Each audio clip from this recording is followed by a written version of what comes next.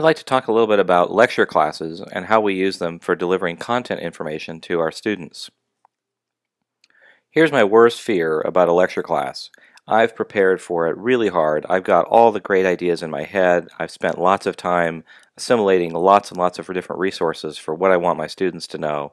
And I'm working furiously at the front of the room, and I'm really energized. I've got all these particular concepts I want the students to know. But, it's just a bad day, and the students are not engaged, the students are falling asleep, and it's a lot of information to take in. The worst fear is, boy, they even wanted to know it, and they dropped their pencil, they had bent over to pick it up, and they try to get back on track with what I'm saying, and they just can't. They're just too lost already by virtue of that brief moment in time when they can't seem to get themselves back on track. We've been doing lectures for an awful long time, and in fact, the history of this goes all the way back to the Greeks, where we had amphitheaters and audiences that were intended to hear. Audience, in fact, means to listen. So why is it that we still continue to rely on it? Well, it's kind of a curious choice because the kind of lecture hall that we think about is modeled after something where we wanted to give information to people who didn't have access to printed books or who are even literate enough to be able to read those books.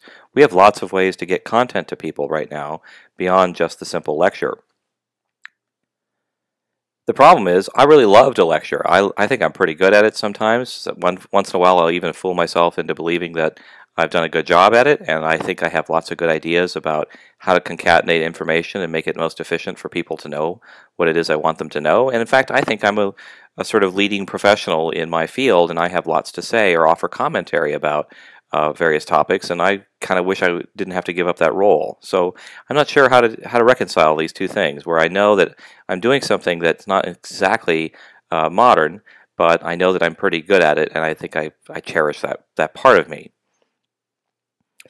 I had a sort of wake-up call about this because I was once giving a class where I made the mistake of giving a chemical formula on the chalkboard, and a student in the back of the room raised her hand and she said, "Dr. Kapp, I think you might have made a mistake, and I think the subscript on that chemical formula isn't correct." And I assured her no, that I was the professor, and of course I knew what I was talking about because I'm a professor, and even though it was a chemistry formula and I'm a physics professor, that nonetheless didn't jeopardize in any way that I was the expert of all knowledge, and I was in fact correct.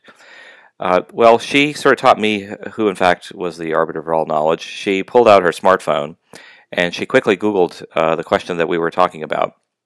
And in a few moments she interrupted the lecture very politely again, and she raised her hand and she asked, "Dr. Kopp, if I could just say, I looked it up on my smartphone, and it turns out the chemical formula I wrote down is in fact incorrect, and it's really this other thing."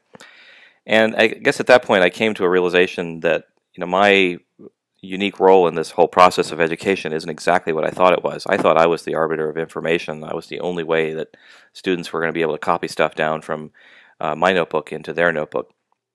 But in fact, we've had textbooks around for an awful long time. Ever since Gutenberg made printing of books available to a lot of people, we've had lots of different ways to get content out there.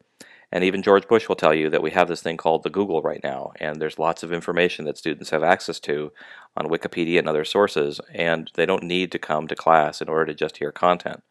In fact, they don't even need to go to a library or a computer cluster or anything. They can get all that content right there on their smartphones, sitting out there at a cafeteria, or as you and I have probably had the experience of, sitting in dinner at a restaurant with our friends, and we looked up something quickly that we wanted to debate. So faculty and universities have to rethink a little bit about what are the ways that we can deliver content to students. Lectures are certainly a way, but it's not the only way.